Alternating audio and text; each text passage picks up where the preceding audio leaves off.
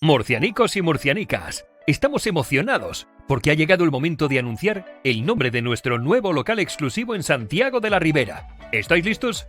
Panadería José Antonio.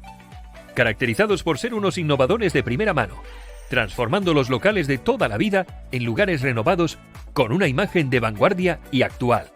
¿Te suena el emblemático Pipurrax? Ahí es donde los encontrarás. Disfruta del mejor amanecer del Mar Menor en su amplia y magnífica terraza.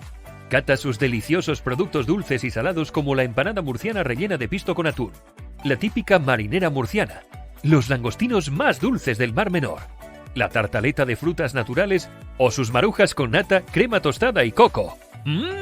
¡Están de rechupete!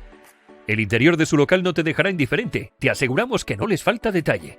A partir de ahora, también podrás disfrutar de las 11 variedades de cachopos de Cachopo King. Hay una para cada persona. ¿Te gusta el picadillo de chorizo? Prueba el delicioso cachopo picadillo de la línea gourmet. ¿Eres más de pollo? El tuyo sin duda es el Pío Pío, relleno de bacon, setas y queso edam. Si eres más clásico o clásica, pídete el Clash.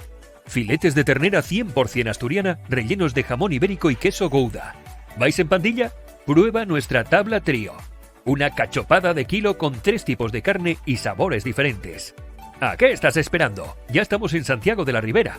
Te esperamos en Paseo Colón 21, en primera línea de playa. ¡Buen provecho!